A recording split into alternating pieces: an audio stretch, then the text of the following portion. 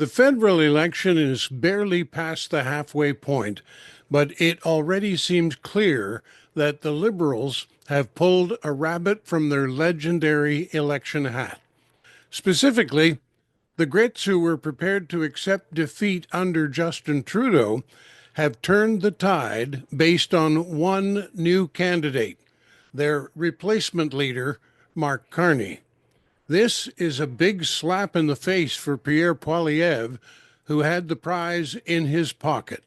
Now he's going to have to go back to the Bay in hopes of getting a refund on those curtains he picked for 24 Sussex Drive. This isn't so much a victory, however, for the Liberals as it is more of a loss for the Conservatives. It really boils down to the lesser of two evils.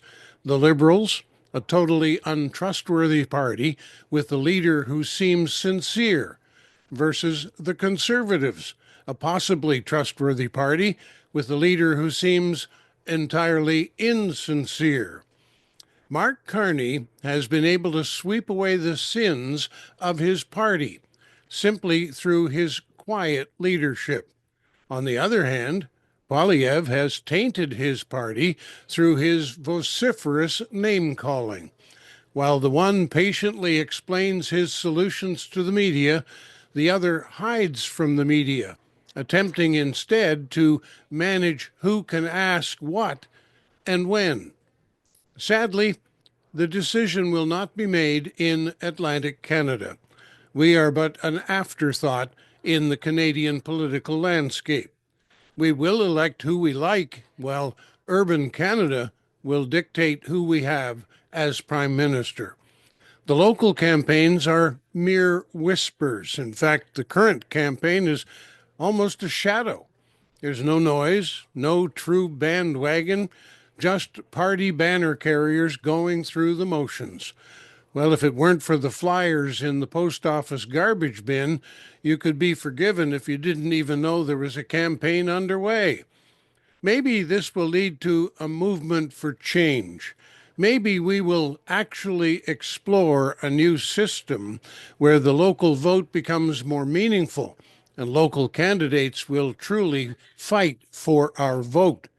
And maybe this federal campaign will be a catalyst for future study in political science. You simply cannot isolate yourself and expect people to truly understand your message or your story.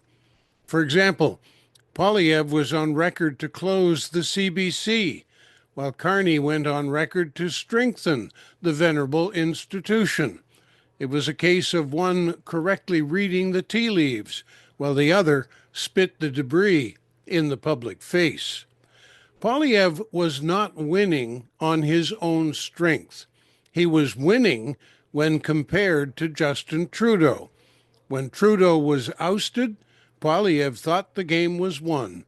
However, Mark Carney is his own man, and Poilievre just couldn't make his vitriol stick, no matter how many nicknames he tried to attach.